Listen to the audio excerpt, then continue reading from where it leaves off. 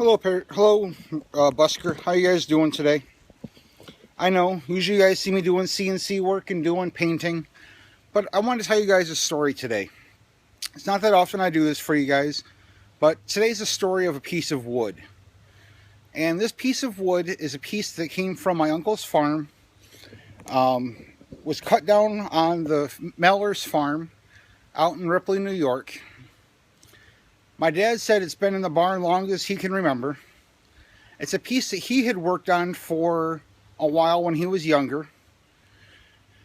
When he first had my brother and I, and either lack of time, tools, or having two little kids running around, he never finished this tabletop. And he had always wanted to turn this into a table. And this slab of wood has sat in his garage now since I was wee. I'm 38. So this is a well-seasoned, beautiful piece of wood. He didn't know what it was, what kind of wood it was, and it doesn't really matter to me what kind of wood it is. I just think it's a beautiful piece of wood. When I squared up the end that was half cut through, I swear it smells like cherry. So I'm guessing this is a hunk of cherry from the farm. And it is just beautiful, and I've worked on it for probably, I'd say 5-6 hours so far. And today I'm putting oil on it. Well, I'm going to be oiling part of it and I'll have to flip it and do the other side of it. It's going to be a slab. I did take the bark off because when I was cleaning it up, the bark started coming off. Normally I would leave the bark on something like this if I could and try to keep the bark intact. But I couldn't do it this time, so we did take the bark off. But this is one of those pieces, and I've done one before, and it was before I did live streaming, of lumber that I got from my brother's house that he had redone his house in walnut, in black walnut, and gave me some pieces, and that piece is in my living room, and someday I'll bring that out and we'll finish it this summer, since last year I couldn't finish it because the weather turned on me and I couldn't get enough coats of polyurethane on it and varnish to finish sealing it. So we'll do that this summer though. But I'm going to take you over now and we're going to put tung oil on it as my first coat of a finish on it. So we're going to go do that now. I got to put gloves on so I can't touch the screen or change the screen once I start working. My hands are going to be all sticky, so I'm not going to be able to touch the screen. I'm not going to be able to see the screen because I'm out in the sun. I'll show you where I'm working. This is actually my shop here, my little one-bay garage. All that wood. And that's where I'm going to be oiling because it's far enough away that I can go back to doing some cutting and working in the shop and not get dust all over this while it's curing. Yes, those are bees flying around it. No, the bees aren't going to hurt me. So, we'll get you guys set up here so you can see this. Again, I said I'm in the sun, so I'm not sure how well you're going to be able to see stuff.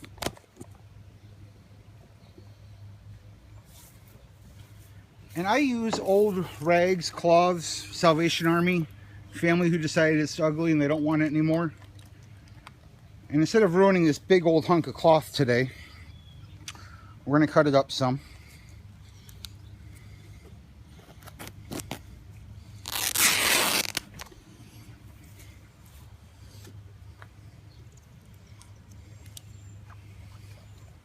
Alright, I'm putting my gloves on so I can't touch the screen. I can't adjust anything after this.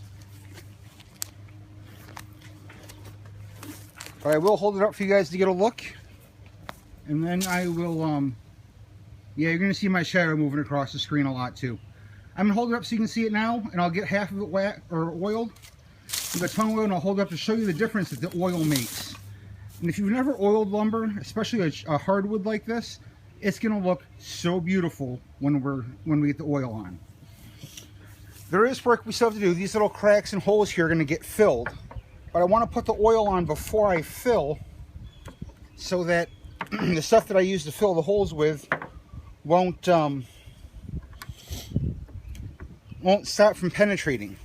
If I put the sealant for the holes on before I put the oil on, there's a chance the oil might not soak in where the sealant for the wood goes in, or the hole filler. So this is what we're starting with. Just a beautiful hunk of cherry, I believe.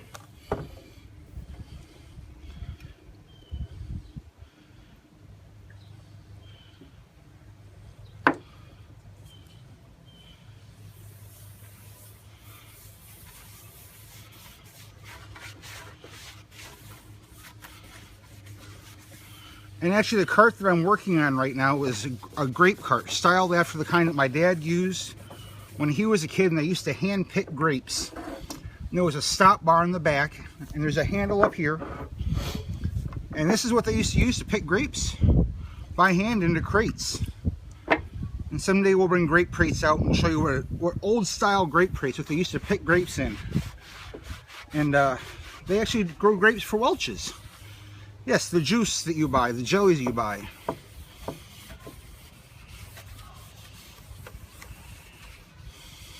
So I'll show you guys a little bit here. And I did not try to get all of the saw marks out and all the marks off the wood, because I just love the look of it. But there it is, guys. I'm gonna let you guys finish watching me, because I can't stop the camera with my gloves on. But it looks just beautiful. And you're seeing how much oil this takes. And this is just gonna suck up the oil just like a cutting board would.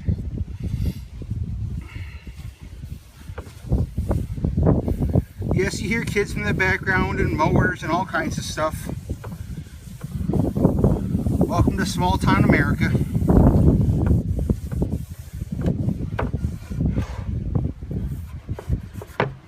You know, one of my favorite parts of doing something like this, guys, is doing something that came from my family. So I'm thinking about my family the whole time I'm working on this, which just makes it mean even that much more to me, that, you know, a family piece, something that came from your family, something that can take you back to your roots a little bit.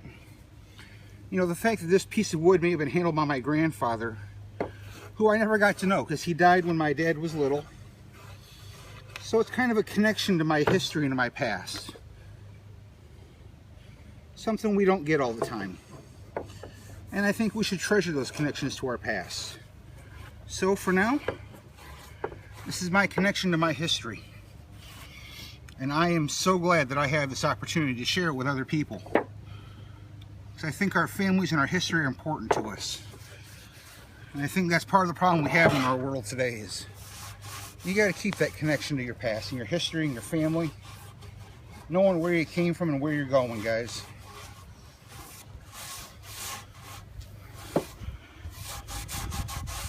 Gosh, that ingrain is thirsty. Just sucks it right up.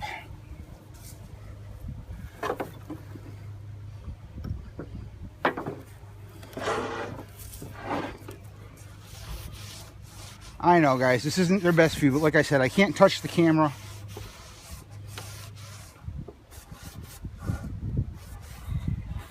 And I will oil the back of this. I want to seal both sides. Just wait till you see what I'm going to do for legs for this. It's going to blow your minds when I get to the legs for this piece. There's another connection to the family that I'm going to use for the legs. So one more look, guys. That's where we started. That's the kind of wood. And that's what we have to finish with. Beautiful, rich piece of lumber.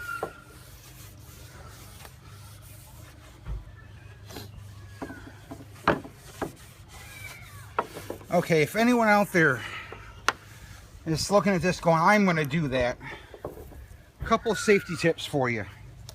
Tung oil is dangerous. It will burst into flames if you leave the rag from your tongue sitting somewhere in a compressed and hot space. Always leave your oil rags for tung oil out so your house or your shop does not burn down. Wait till it is completely dry. Alright guys, I'm done with my little speech.